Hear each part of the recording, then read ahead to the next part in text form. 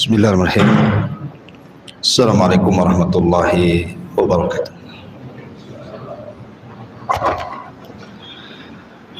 Alhamdulillah wassalatu wassalamu ala rasulillah wa ala alihi wa sahbihi wa mawalah wa la hawla wa la quwata illa billahi wa ba'du. Alhamdulillah, di malam hari ini kembali kita bisa duduk untuk bertalabul ilmi, dan kita masih melanjutkan kitab Syarhus Sunnah, di mana kita sudah masuk pada perkataan muallif rahimahullahu taala, fallaha Allah fi nafsika wa alayka bil athari wa ashabil athari wat taqlidi fa inna ad-dina innama huwa bit taqlidi ya'ni lin nabiy sallallahu alaihi wasallam wa ashabihi ridwanullahi alaihim ajmain wa man qablana lam yada'una fi labsin faqallidhum wastarih wa la tujawizil athara wa ahlal athari.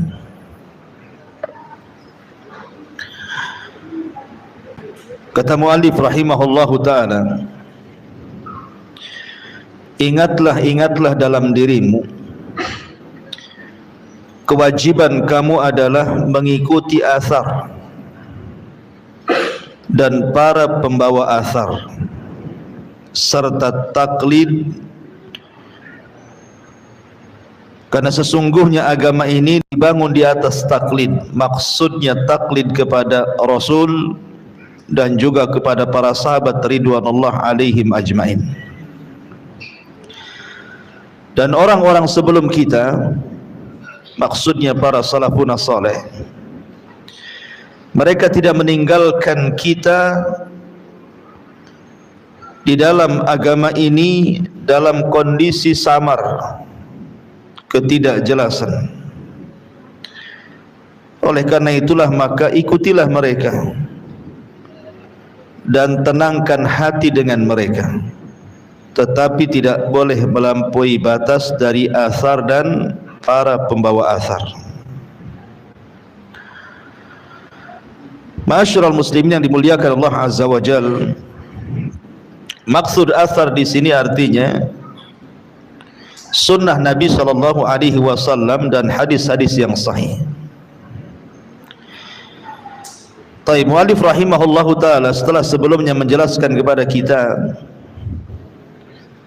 tentang bahaya orang melakukan bid'ah dan juga penyimpangan-penyimpangan terhadap sunnah, maka mulai beliau mengarahkan sebaiknya kalian kembali kepada athar, artinya kembali kepada sunnah Rasul dan hadis-hadis yang sahih.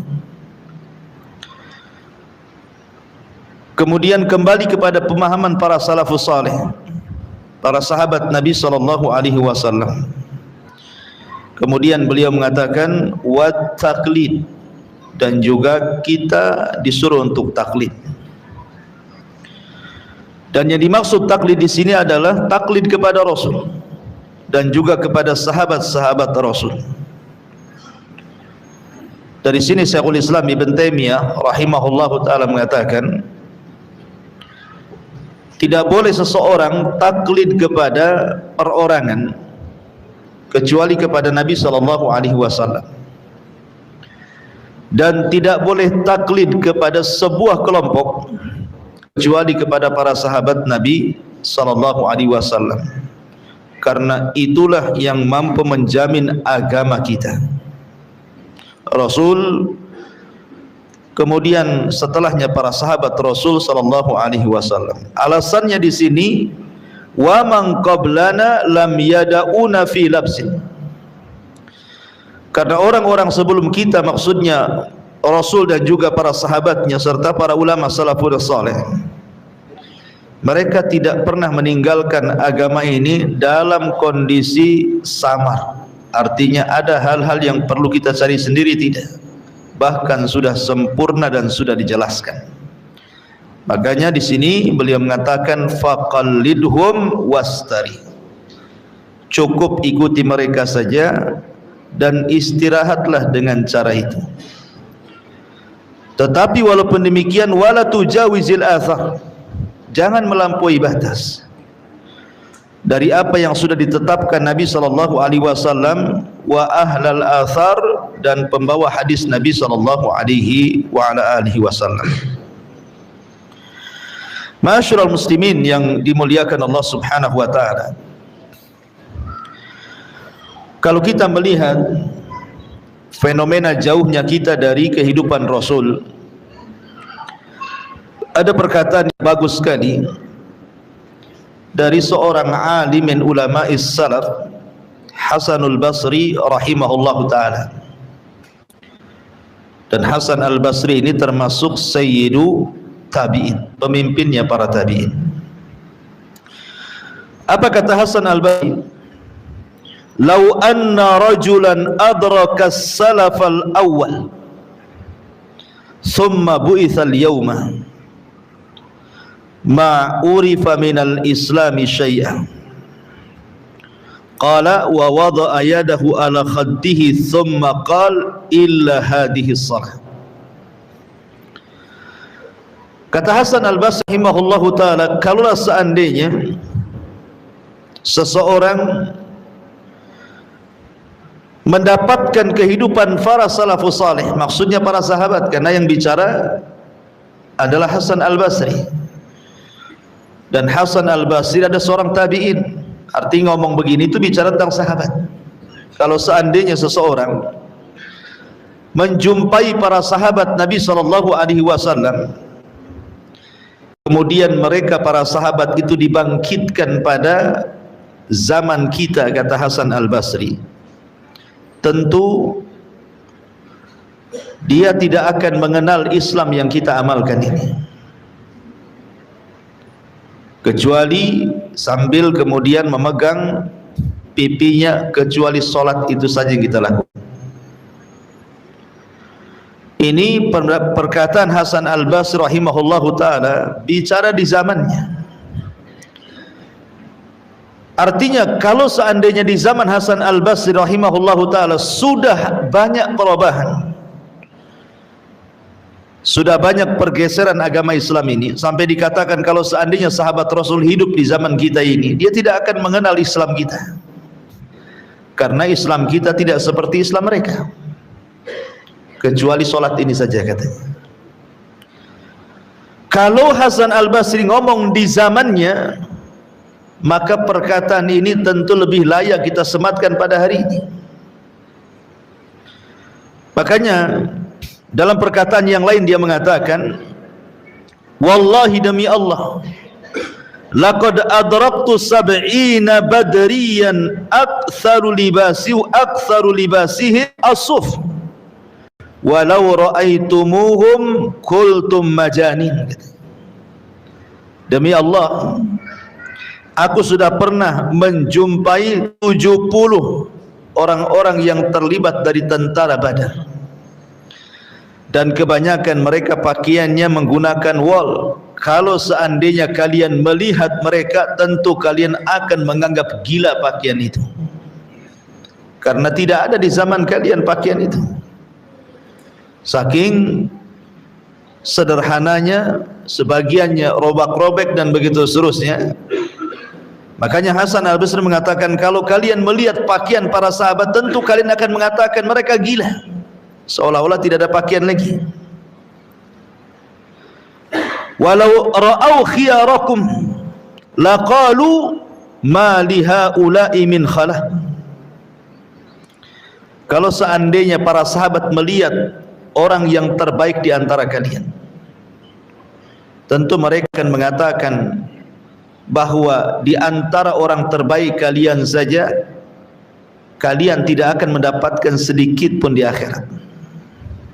Lihat sahabat kalau seandainya memandang para tabi'in, kata Hasan al-Basri, kalian tidak akan mendapatkan apapun di akhirat, karena amalan kalian tidak sehebat mereka, gitu maksudnya.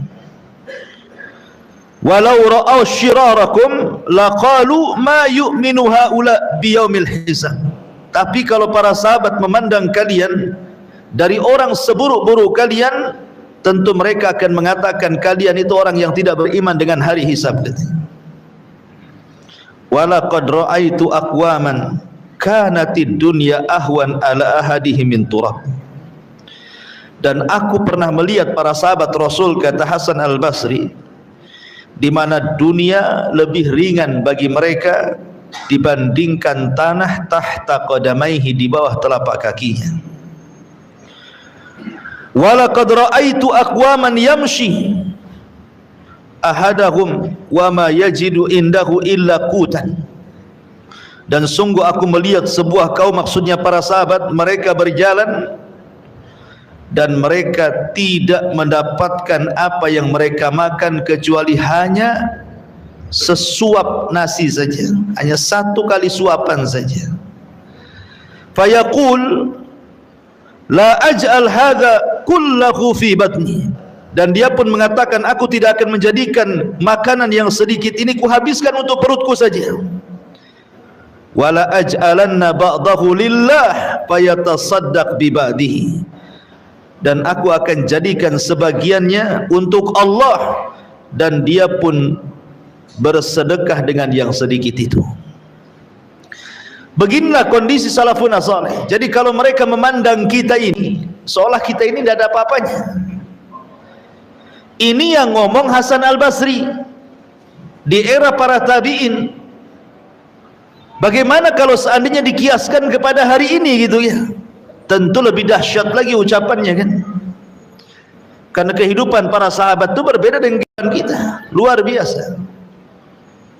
Sampai Hasan Al-Basri mengatakan bahwa dunia bagi mereka itu lebih ringan dibandingkan tanah yang mereka pijak. Ma'asyiral muslimin yang dimuliakan Allah Azza wa Jalla, dari sini kalau di zaman para tabi'in sudah banyak pergeseran tentang Islam, apalagi di zaman sekarang, itu syahid daripada ucapan Hasan Al-Basri. Makanya pentingnya kita diingatkan untuk terus kembali kepada hadis-hadis Rasul, athar, dan juga para sahabat Nabi SAW, para pembawa athar ini. Taib, bicara tentang wa alaika bil athar, wajib atas kalian kembali kepada athar. Sekali lagi, makna athar di sini artinya ilzamis sunnata wal ahadith, berpegang teguhlah dengan sunnah Nabi SAW dan juga hadis-hadis Nabi SAW. Ulama mengatakan bahwa orang dikatakan berpegang teguh dengan sunnah Nabi SAW tidak bisa dikatakan berpegang teguh kecuali dia harus mengamalkan 8 perkara. Catat 8 perkara ini. Pertama, luzumu mahabbatihi sallallahu alaihi wasallam. Pertama, luzumu mahabbatihi sallallahu alaihi wasallam. Betul-betul istiqomah dengan mencintai Nabi sallallahu alaihi wasallam. Di zaman Rasul ada seorang sahabat namanya Thauban maula Nabi sallallahu alaihi wasallam. Thauban maula Nabi. Thauban ini adalah orang yang sangat mencintai Nabi sallallahu alaihi wasallam. Kalau satu hari tidak memandang Rasul, bisa sakit dia. Satu hari saja dia tidak memandang wajah Nabi sallallahu alaihi wasallam, maka dia akan sakit. Qadarullah, suatu hari Rasul sallallahu alaihi wasallam sedang safar, Thauban tidak tahu. Kemudian dia kehilangan Rasul beberapa hari. Setelah Nabi SAW menghilang safar, kemudian pulang safar, dia tidak melihat Thauban yang biasa mondar-mandir dan juga mengucapkan salam kepadanya, sehingga dia bertanya, aina Thauban, di mana Thauban? Kemudian dikatakan, maridu Thauban ya Rasulullah, Thauban sedang sakit wahai Rasul. Maka Nabi SAW akhirnya mencari Thauban ke rumahnya, dan betul ditinggal beberapa hari saja sudah kurus, sakit, tak bisa makan, tak bisa minum. Jadi Nabi SAW bertanya kepada Thauban, wa ma sya'nuka ya Thauban, ada apa dengan kau wahai Thauban, kenapa kau seperti ini? Maka Thauban kemudian dengan sedih mengatakan, ya Rasulullah, sesungguhnya aku sangat mencintai kamu,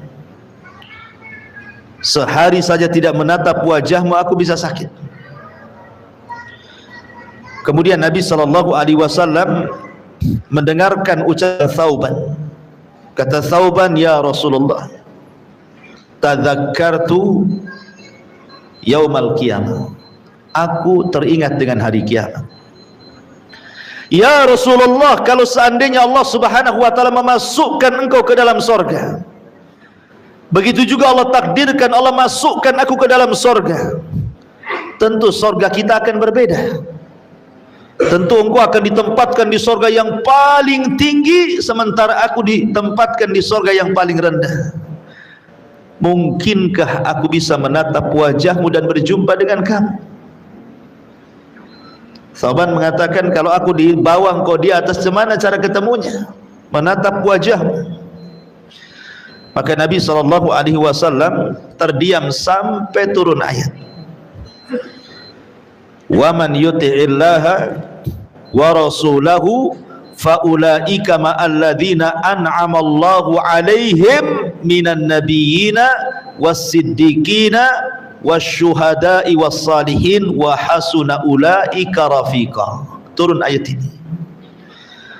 Barang siapa yang taat kepada Allah, taat kepada Rasul, maka mereka akan dikumpulkan bersama para nabi, para siddiqin, para syuhada, dan orang-orang saleh, dan merekalah sebaik-baik teman kelak pada hari kiamat. Artinya buah kecintaan Thauban akan dikumpulkan bersama Nabi SAW di sorga. Inilah yang dikatakan Nabi SAW, al-mar'u ala man ahab, seseorang itu akan dikumpulkan bersama idolanya masing-masing. Makanya kenapa Nabi SAW ketika bicara tentang khuturah tarkis salat, bahaya meninggalkan salat, kata Nabi SAW, siapa yang meninggalkan salat, maka mereka akan dikumpulkan bersama Qarun, bersama Fir'aun, bersama Haman, dan bersama Ubay ibn Khalaf. Kenapa yang disebut 4 orang ini? Orang yang meninggalkan salat nanti pada hari kiamat akan dikumpulkan dengan 4 orang ini, dan jelas yang namanya 4 orang ini pasti masuk neraka. Artinya orang-orang yang meninggalkan salat itu akan dikumpulkan di neraka pertama bersama Qarun, karena ada kemiripan antara Qarun dan orang yang meninggalkan salat. Maksudnya apa?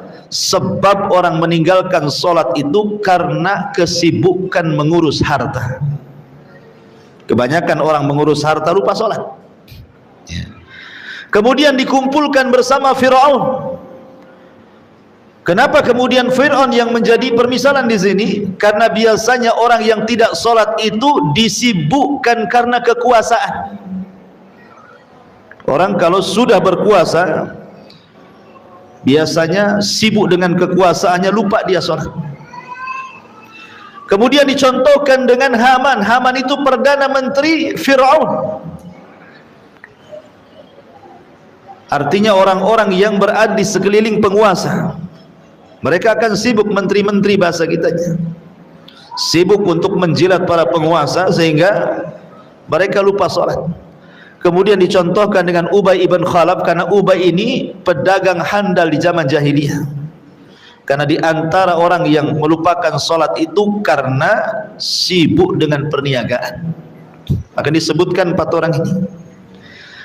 Lah ketika Nabi SAW mengatakan mereka bersama Fir'aun, bersama Qarun, bersama Haman, bersama Ubay ibn Khalaf, menunjukkan bahwa al-mar'u alaman ahab, orang itu akan bersama idolanya pada hari kiamat.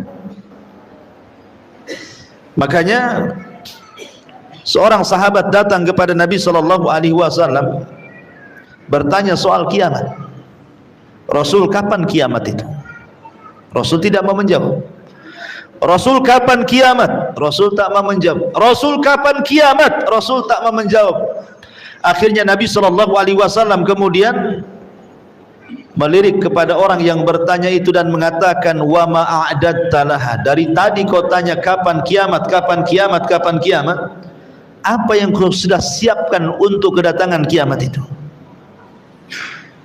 Jadi Nabi sallallahu alaihi wasallam kembali tanya gitu, emang apa yang kau siapkan dari tadi kau tanya kapan kiamat itu? Maka sahabat ini mengatakan, la syai'a ya Rasulullah, aku tidak memiliki apapun perbekalan untuk menjelang kiamat wahai Rasul. Walakinni, kata dia, akan tetapi wahai Rasul, inni uhibbullaha war Rasul, aku sangat mencintai Allah dan Rasulnya. Apa kata Rasul? Anta ma'aman ahbab, kalau begitu engkau bersama orang yang kau cintai, engkau bersama orang yang kau idolakan. Maka hati-hati cari idola di dunia ini. Ma'asyiral muslimin yang dimuliakan Allah, ini yang pertama, bahwa orang dikatakan iqtida,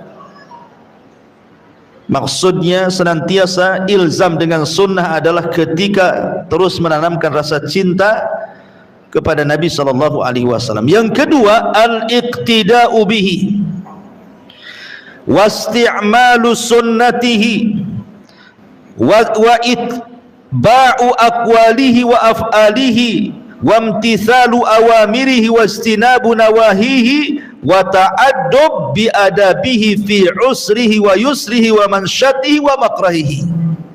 Yang kedua, berusaha untuk senantiasa mengamalkan sunnah Nabi, mengikuti Nabi dari perkataannya, perbuatannya, berusaha mengamalkan perintah-perintahnya, menjauhi larangan-larangannya, beradab dengan adabnya, baik dalam kondisi sulit ataupun susah, baik dalam kondisi semangat ataupun dalam kondisi malas, tetap mengikuti sunnah Nabi. Seorang ulama salaf, Sahlu At-Tustari rahimahullahu ta'ala, mengatakan, usulu madhabina thalathatun, pondasi madhab kami itu cuma 3. Al-iqtida'u bin Nabi sallallahu alaihi wasallam fil akhlaqi wal af'al, kita senantiasa mengikuti Rasul dalam setiap akhlak-akhlaknya dan perbuatan-perbuatannya. Yang kedua, wal aklu minal halal, berusaha untuk memakan yang halal-halal. Dan yang ketiga, wa ikhlasun niyati fi jami'il a'mal, berusaha untuk mengikhlaskan niat pada seluruh amalan-amalannya. Kemudian dia memberikan catatan kepada ayat wal amalus salihu yarfa'uh, dan setiap amal soleh akan diangkat. Maksudnya amal soleh al-iqtida bi Rasulillah sallallahu alaihi wasallam, amal soleh yang didasari dengan mengikuti sunnah Nabi sallallahu alaihi wasallam, itulah yang akan diangkat ke langit. Jadi yang kedua, berusaha mencontoh Nabi sallallahu alaihi wasallam. Bagi para sahabat Nabi sallallahu alaihi wasallam, mencontoh Rasul itu tidak pernah membeda-bedakan apakah ini sunnah muakkad, apakah ini sunnah biasa, apakah ini sampai kemudian tarafnya wajib dan begitu seterusnya. Di mata para sahabat ibadah itu sama. Itulah hebatnya para sahabat. Di mata para sahabat semua ibadah itu sama. Lain dengan kita, dibeda-bedakan kan. Kalau yang wajib ya agak sedikit semangat, kalau yang sunnah biasa-biasa saja. Ya. Kenapa? Karena bagi para sahabat itu, sebagaimana mereka tidak membeda-bedakan ketika melaksanakan sebuah ketaatan, begitu juga ketika mereka meninggalkan sebuah kemaksiatan. Mereka tidak pernah membeda-bedakan ini dosa kecil, ini dosa besar. Semua ditinggalkan. Karena bagi mereka bukan pembagian dosa, tapi kepada siapa mereka berdosa, kepada Allah Subhanahu wa taala. Sehingga mereka tidak pernah membeda-bedakan. Makanya kita pun sama, kalau begitu jangan pernah ini kan dosa kecil saja, nggak apa-apalah, kan bisa dihapus dengan wudu. Bisa dihapus dengan sholat, bisa dihapus dengan puasa, dan begitu seterusnya. Karena sahabat Nabi SAW dijelaskan yang kedua di sini, mereka adalah orang yang paling mengikuti sunnah tanpa membeda-bedakan sunnah. Dan sudah saya jelaskan panjang lebar pada pertemuan yang lalu. Kemudian berusaha untuk mengamalkan perintah-perintahnya dan menjauhi larangan-larangannya. Dahulu di zaman para sahabat pernah terjadi paceklik yang berkepanjangan, sampai-sampai Rasul dan para sahabat itu mengalami kelaparan di kota Madinah. Karena kita tahu bahwa cuaca Madinah beda dengan Mekah kan. Kalau Mekah itu memang dari dulu di zaman Rasul mereka itu tergantung ekonominya dengan perdagangan, sehingga tidak pengaruh mau musim panas mau musim dingin. Makanya mereka melakukan dua perjalanan dalam berniaga mereka, rihlatas syita'i was-saif. Tapi Madinah itu mereka tidak terbiasa berniaga. Mereka terbiasa dengan bercocok tanam, pertanian, ya, kalau perdagangan. Sehingga yang namanya dunia perkebunan, dunia pertanian berhajat kepada air itu sangat besar. Kalau terjadi paceklik, apa yang terjadi? Gersang. Ketika gersang tidak tertumbuh tumbuhan, gandum tidak tumbuh, ini tidak tumbuh, sehingga mengalami kemerosotan ekonomi, berakhir dengan banyaknya kelaparan. Banyak kelaparan. Sebagian mereka sampai memakan dedaunan karena untuk menahan lapar. Sampai suatu ketika terpaksalah mereka melirik keledai-keledai mereka. Karena sudah tidak ada yang dimakan, tentu mereka harus makan, kalau tidak mati kan begitu. Jadi mereka melirik keledai. Disembelilah keledai-keledai peliharaan itu. Ketika Rasul SAW tahu bahwa keledai-keledai itu disembeli untuk dimakan disebabkan karena kelaparan, turun perintah Allah agar Rasul melarang mereka memakan keledai-keledai peliharaan. Akhirnya ketika betul-betul mereka menyembelih keledai dan siap santap, tinggal makan saja, tiba-tiba Rasul mengutus seseorang untuk memberitahu para sahabat Allah dan Rasulnya telah mengharamkan keledai peliharaan. Karena keledai peliharaan itu dianggap khobath, dianggap jorok bahasa kitanya, nggak boleh dimakan. Akhirnya terpaksalah para sahabat itu membuang periuk-periuk mereka, menumpahkan daging-daging keledai, dan tidak ada satupun sahabat yang memakannya. Padahal ketika itu mereka dilanda dengan kelaparan yang luar biasa. Ketika syariat mengharamkan keledai peliharaan, tidak ada yang dimakan, dibuang. Padahal dalam kondisi lapar sekali itu. Ini menunjukkan bagaimana mereka ketundukan. Kalau sudah Rasul memerintahkan ataupun melarang, bagi mereka itu sami'na wa ata'na. Sama dengan ketika pengharaman khamar umpamanya. Anas ibn Malik radhiyallahu an, ketika datang pengharaman khamar itu sedang berada di rumah Abu Talha radhiyallahu an, membantu Abi Talha untuk menjamu tamunya, menghidangkan minuman-minuman khamar. Karena di zaman itu khamar belum dilarang, boleh diminum, bahkan menjadi minuman kebanggaan para sahabat untuk menjamu tamu khamar itu. Tiba-tiba ketika kemudian Anas menuangkan khamar itu untuk diminum, datanglah penyeru dari luar. Kemudian Abi Talha ngomong sama Anas, "Ya Anas, ukhruj fasma madza yaqulul munadi yunadi." Anas, kau lihat keluar sana, itu ramai sekali di luar itu, ngomong apa tuh? Akhirnya kata Anas, fa kharajtu, aku pun keluar, fa idza sami'tu munadiyan yunadi ala wa innal khamra qad khurrimat. Kata Anas bin Malik radhiyallahu an, ketika aku keluar, aku mendengar seorang penyeru menyerukan bahwa khamr sudah diharamkan selamanya. Dan turun ayat innamal khamru wal maisir wal ansab wal azlamu rizqun min amali syaitan fastanibuhu la'allakum tuflihun. Turun ayat ini, pengharaman khamar secara abadian. Pulang Anas ngomong sama Abu Talha dan mengatakan, ya Abu Talha, innallaha wa rasulahu qad harramal khamrah. Sesungguhnya Allah dan Rasulnya sudah mengharamkan khamar. Maka tiba-tiba khamar yang sudah dihidangkan di tangan-tangan para sahabat langsung dituang-tuangkan ke depan pintu-pintu ganggang kota Madinah, sampai perawi hadis mengatakan hatta salat syawari al-Madinah, sampai ganggang kota Madinah itu banjir dengan khamar yang ditumpahkan dari rumah-rumah para sahabat Nabi SAW. Karena mereka ingin apa? Imtithal li amrillahi wa rasul, berusaha untuk mencontoh perintah Allah dan Rasulnya.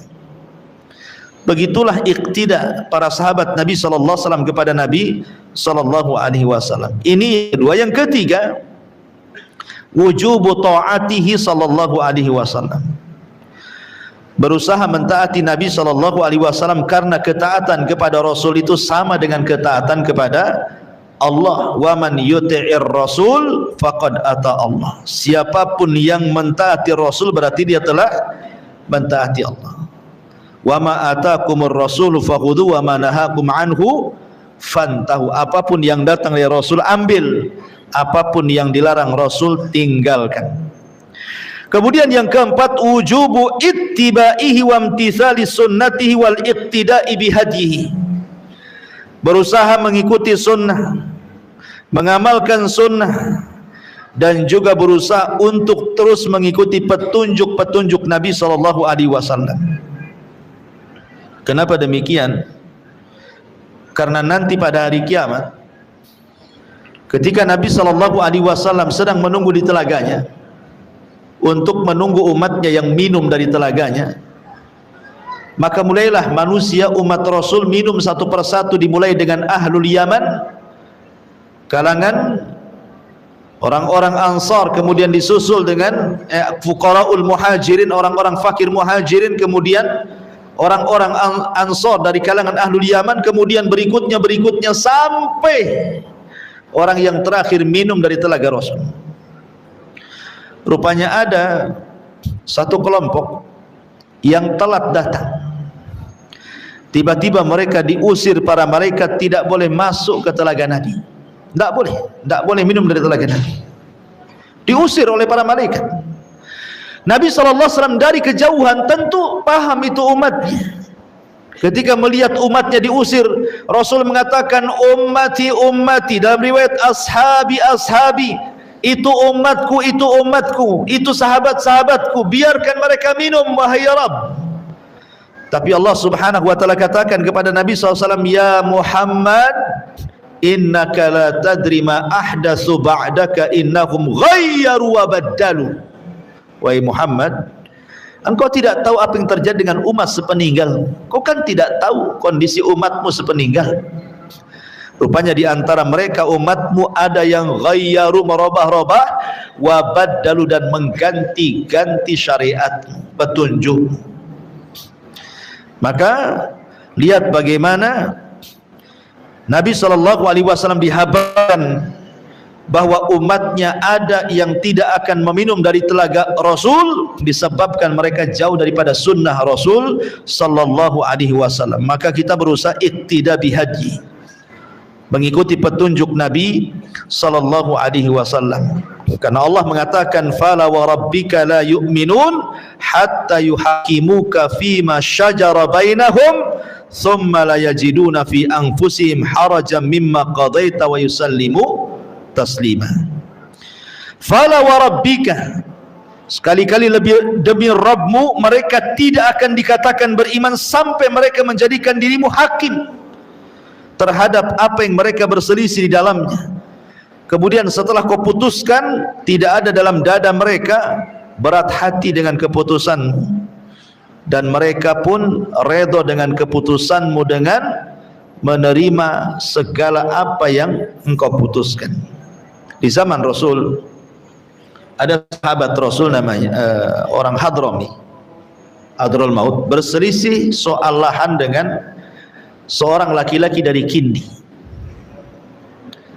Jadi rajulun minal Hadrami ini, laki-laki dari Hadramaut Yaman, mengklaim bahwa tanah yang dikelola oleh seorang laki-laki dari kabilah Kindi itu adalah tanah bapaknya. Masalahnya tanah itu diduduki oleh laki-laki dari kabilah Kindi. Akhirnya berselisih, dia mengatakan kepada laki-laki dari Kindi itu tanah bapakku, ngapain kau bercocok tanam di situ, pergi kau dari situ. Yang laki-laki ini mengatakan, tidak, ini tanahku, aku sudah lama bercocok tanam di sini, enak saja kau main-main ngaku ini tanah bapakmu, katanya. Dua-duanya akhirnya mengadu kepada Nabi. Kata Hadrami ini, orang Hadraul Maut ini, ya Rasulullah, ini orang laki-laki dari Kindi sudah mengambil tanahku, padahal itu tanah warisan bapakku. Kemudian Rasul melirik kepada laki-laki dari Kindi, betul, kau mengambil tanahnya? Dia mengatakan, tidak ya Rasulullah, ini tanahku, buktinya aku bercocok tanam di tanahku sendiri, aku sudah lama bercocok tanam di sini, kok tiba-tiba dia datang ngaku pula tanahnya?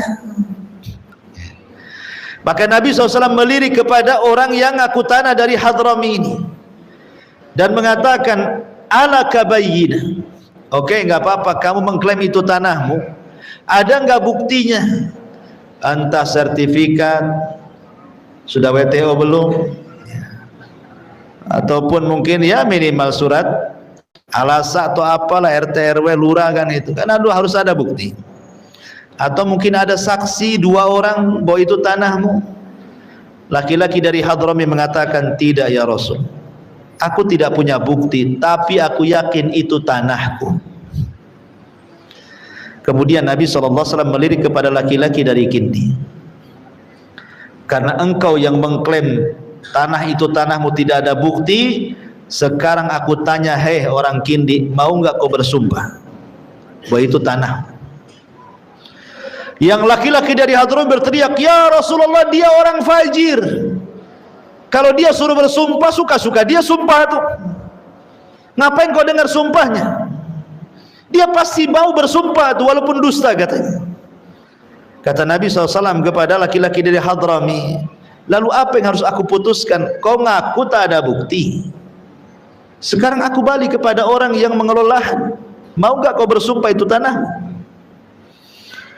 Dari sini ada kaidah dalam dunia peradilan itu, al-bayyinatu 'alal mudda'i wal yaminu 'ala man angkar, bahwa bukti itu harus didatangkan kepada orang yang mengklaim dan sumpah itu didatangkan orang yang dituduh.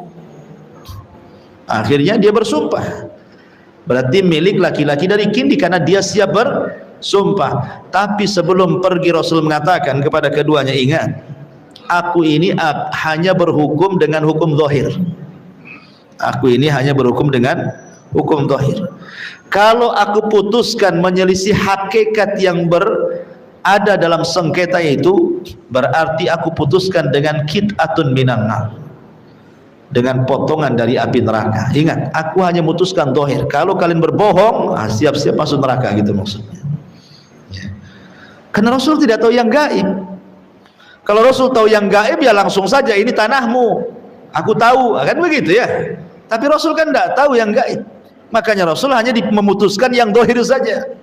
Sama kasusnya dengan persengketaan seorang Yahudi dengan seorang Muslim. Masalah lahan juga di zaman Rasul. Rasul mengatakan kepada seorang sahabat, seorang Muslim, kamu punya klaim bahwa itu tanah yang direbut oleh Yahudi. Dia bilang, saya nggak punya bukti, tapi itu tanahku. Maka Rasul mengatakan kepada Yahudi, kalau gitu kau yang bersumpah, itu tanahmu. Orang ini mengatakan, Yahudi ya Rasul, Yahudi itu bersumpah 1000 kali pun mau, dia katanya. Memang itu aturannya ya. Kalau memang tidak bisa mendatangkan bukti, berarti kembali kepada yang dituduh kan. Siap bersumpah kamu, siap bersumpah, selesai, itu milikmu. Sering saya contohkan begini, gini ikhwan, antum cuci motor, Ya ke tempat cucian motor lah, Tarwas ya. Antum di rumah itu karena handphone kan kalau dibawa-bawa mungkin takut jatuh, antum masukkan di jok motor lah, kemudian masuk Tarwas dicuci, selesai antum ambil motor, pas tengok HP tak ada, suudon antum ke siapa? Ke pencuci motor kan. Siapa lagi? Tadi saya taruh di jok motor, kok dicuci 1 jam di situ hilang. Kalau bukan yang nyuri, yang nyuci siapa lagi? Nggak ada jin ambil handphone. Langsung kita datangi, maaf nih Pak, saya tadi cuci motor di sini, saya naruh handphone di sini, kok nggak ada? Pasti kamu ambil atau terambil. Tolonglah mana handphonenya? Kata tukang cuci, saya tidak tahu, saya hanya nyuci saja. Dia mengklaim bahwa diambil tukang cuci, tukang cucinya berlepas diri, aku hanya nyuci saja di sini, nggak tahu handphone mau di mana. Berarti di sini tegaklah kaidah al-bayyinatu 'alal mudda'i wal yaminu 'ala man angkar, bahwa bukti didatangkan orang yang menuduh, sementara sumpah itu cukup diucapkan orang yang dituduh. Nah, sekarang Anda yang punya motor, yang katanya handphone ditaruh di jok itu, ada buktinya enggak bahwa yang mengambil itu tukang cuci, entah CCTV di situ atau mungkin orang-orang yang nyuci di situ nampak sebagai saksi gitu ya?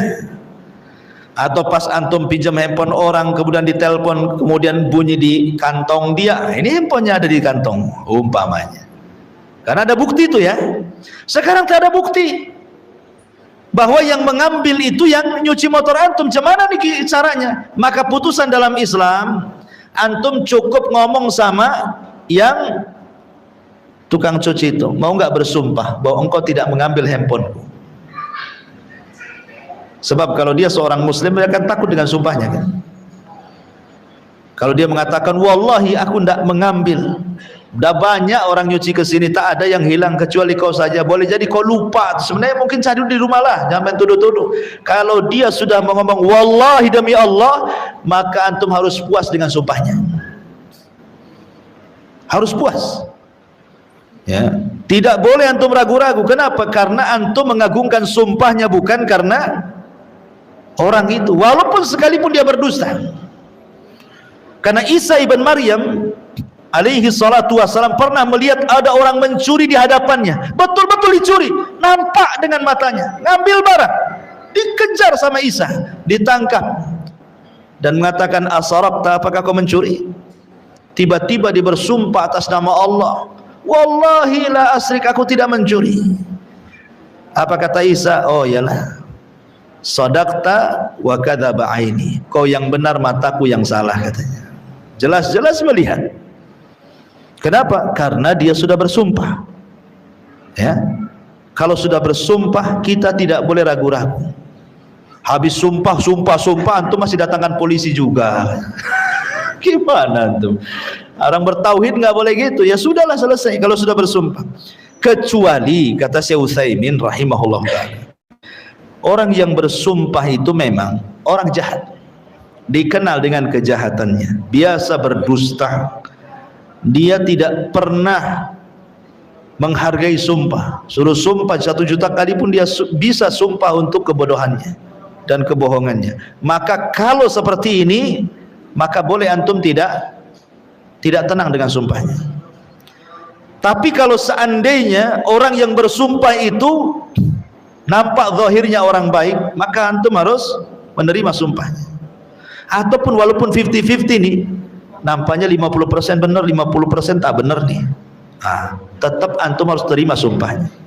Kecuali kalau lewat di atas 50%, antum tidak yakin dia sumpahnya benar, boleh antum tidak terima. Ini kata Syekh Utsaimin rahimahullah ta'ala. Syahidnya adalah tadi tentang kisah seorang laki-laki dari Hadrami, dia langsung menerima putusan Nabi kan. Begitulah, harus menerima putusan Nabi. Kemudian yang nomor 5, tarku mukhalafati amrihi wa tabdil sunnatihi. Jangan sampai menyelisihi perkara Nabi sallallahu alaihi wasallam ataupun merubah-rubah sunnah Nabi sallallahu alaihi wasallam. Karena umat di akhir-akhir ini ikhwan sudah terlampau banyak pergeseran-pergeseran dalam agama ini. Seperti contohnya dulu saja belum ada handphone. Kita lihat di yang punya mobil gitu kan. Kadang-kadang kaset-kaset musik itu, piringan-piringan itu jauh lebih banyak isinya dibandingkan kaset yang ada murotahnya. Ya kan?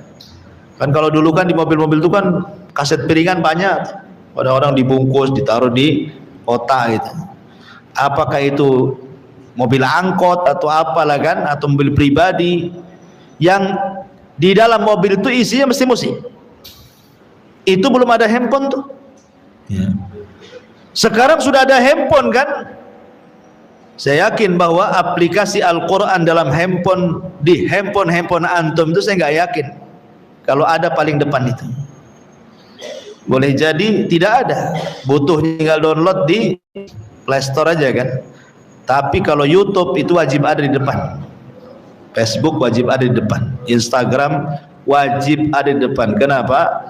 Karena di situ ada marketplace, COD, semua dunia aja isinya kan handphone.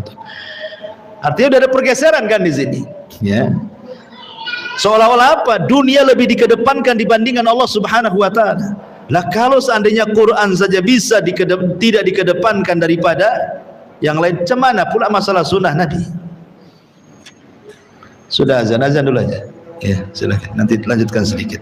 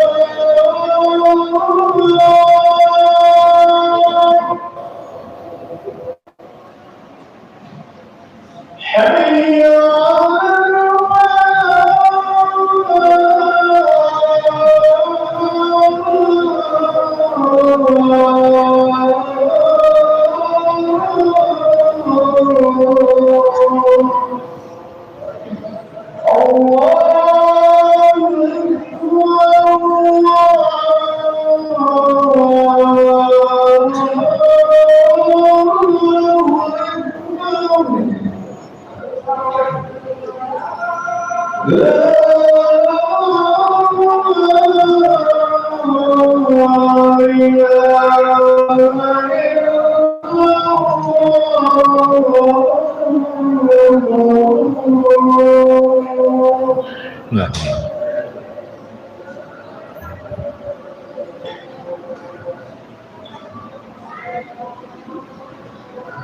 Taib. Ya, yang ke nomor 5, tarku mukhalafati amrihi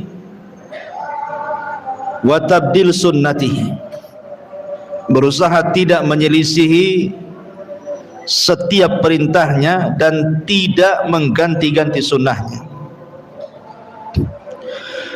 Allah Subhanahu wa taala berfirman dalam surah Nur 63, "Falyahdharil ladzina yukhalifuna an amrih an tusibahum fitnah aw yusibahum adzabun alim."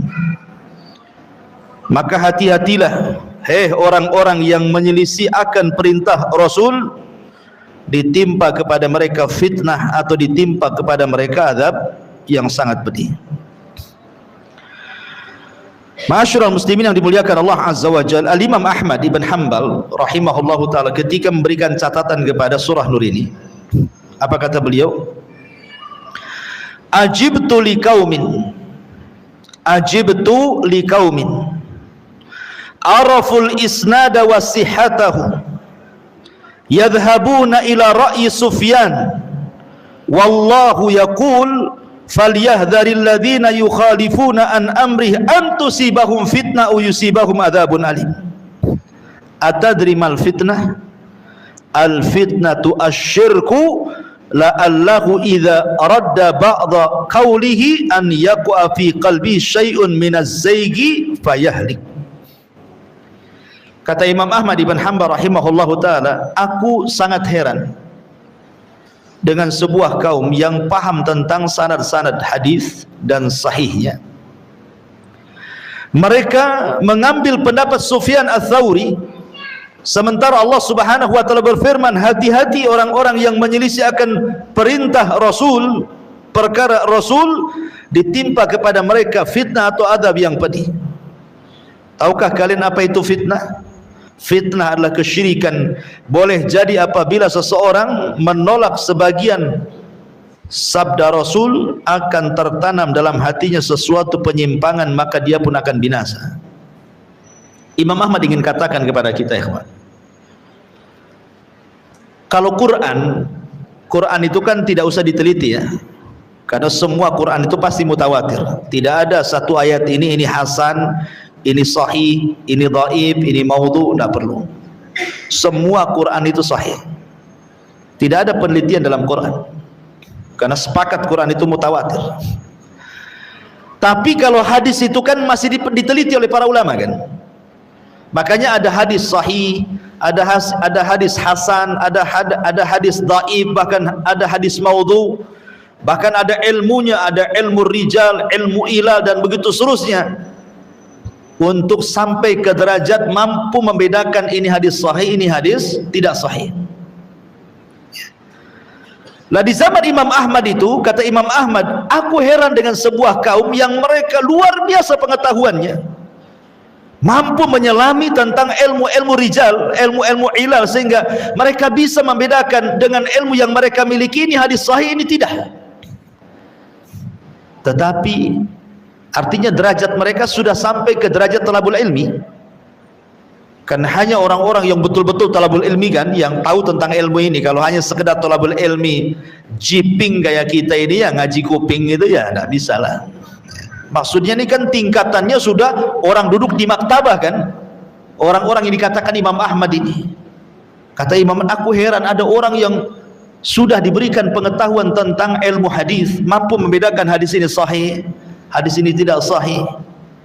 Bukannya mereka berdalil dengan hadis yang mereka teliti, tapi mereka masih mengambil pendapatnya Sufyan Ats-Tsauri. Kenapa Imam Ahmad mengatakan Sufyan Ats-Tsauri? Karena di zaman itu tidak ada ulama yang lebih handal melebihi Sufyan Ats-Tsauri. Karena Sufyan Ats-Tsauri lebih daripada Syafi'i, Maliki, Hama, itu kan orang-orang belakangan. Ini kan orang lama di atas Imam Syafi'i. Dan dia punya madhab, namanya madhab Thawri, madhab Al-Laythi, madhab Auza'i, banyak madhab, madhab Al-Qurtubi, madhab itu banyak sebenarnya. Bukan hanya 4 madhab yang kita kenal saja. Cuman bedanya karena murid-muridnya Sufyan Ats-Tsauri, Sufyan ibn Uyainah, Zuhri dan yang lainnya tidak menyebar dan tidak disebar, makanya madhabnya mati di zamannya. Beda dengan Abu Hanifah, disebar oleh murid-muridnya kemana-mana sehingga madhabnya di mana-mana. Ataupun Imam Syafi'i muridnya menyebar di mana-mana sehingga madhabnya kemana-mana. Atau Imam Ahmad ataupun Imam Malik. Sementara Tsauri ini, Sufyan Ats-Tsauri, tidak menyebar madhabnya karena tidak disebar murid-muridnya. Tapi di zaman itu dialah ulama yang paling kondang karena kecerdasannya Sufyan Ats-Tsauri. Kata Imam Ahmad, aku heran banyak para talabatul ilmi yang bisa memisahkan ini hadis sahih, ini hadis yang tidak sahih, kok masih pula mengambil pendapatnya Sufyan Ats-Tsauri, gitu maksudnya. Kecuali kalau memang dia tidak punya pengetahuan soal itu, ialah taklid kepada ulama, kan gitu, lihat dalilnya. Tapi dia sanggup membedakan hadis ini lemah ini sini, kenapa masih mengambil pendapat Sufyan Ats-Tsauri? Kemudian Imam Ahmad mengatakan hati-hati, karena ada ayat yang mengatakan falyahdharil ladzina yukhalifuna an amri an tusibahum fitnah aw yusibahum adzabun alim. Hati-hati kalian, jika menyelisih perkara Rasulnya, perintah Rasulnya, akan ditimpakan kepada kalian fitnah. Kemudian Imam Ahmad mengatakan, tahu kalian fitnah itu apa? Fitnah itu syirik. Kenapa orang yang menyelisih perintah Rasul bisa jatuh kepada kesyirikan? Pertanyaannya, karena begini loh, karena dikhawatirkan ketika kita taklid kepada seseorang, kemudian orang ini menghalalkan, kita pun ikut menghalalkan. Orang ini mengharamkan, kita pun ikut mengharamkan. Pada Allah dan Rasulnya tidak demikian. Disinilah terjadi tahlil wa tahrim di luar daripada apa yang Allah halalkan, yang Allah rasulkan. Akhirnya dia pun menjadi musyarri, seolah-olah pembuat syariat yang tidak diizinkan Allah untuk membuatnya. Maka di sini persis seperti firman Allah, ittakhadhu ahbarahum wa ruhbanahum arbaban min dunillah. Mereka orang-orang Yahudi dan Nasrani itu mengambil padri dan rahib mereka sesembahan selain daripada Allah. Adi bin Hatim bertanya, Rasul, saya mantan Nasrani dan saya mantan pendeta, tidak ada orang yang mbah saya dengan sujud dan juga ruku. Kata Rasul, ya memang tidak sujud dan ruku, tapi bukankah apabila pendeta mereka menghalalkan yang Allah haramkan, pengikutnya mengikuti pendapat pendetanya? Apabila pendetanya mengharamkan yang Allah halalkan, sama semua pun mengikuti pendetanya, bukan mengikuti pendapat Allah. Kata Adi bin Hatim, ya, maka kata Rasul, begitulah cara mereka menyembah pendeta itu. Terjadi kesyirikan. Makanya taklid ini bahaya, karena bisa menjerumuskan apa? Menjadikan orang yang kita taklidi Tuhan selain daripada Allah Subhanahu wa ta'ala. Ya, kemudian sesaat yang nomor 6, berusaha kathratu dzikrihi sallallahu alaihi wasallam. Kalau kita ingin mengikuti Rasul, perbanyak menyebut nama Rasul dengan bersalawat kepada Nabi sallallahu alaihi wasallam. Kemudian yang nomor 7, ta'zimuhu wa tauqiru wa idharul khusyu' inda dzikrihi, mengagungkan, menghormati dan menampakkan kehusyuan ketika menyebut namanya. Dan yang terakhir, mahabbatuhu liman ahabban nabiyya sallallahu alaihi wasallam wa bughdun liman abghadahu sallallahu alaihi wasallam. Kita harus cinta kepada orang yang mencintai Rasul, dan kita harus membenci kepada siapapun yang membenci Nabi sallallahu alaihi wa ala alihi wasallam. Subhanakallah bihamdika asyhadu an la ilaha illa anta astaghfiruka wa atubu ilaik. Allahu ta'ala. Assalamualaikum warahmatullahi wabarakatuh.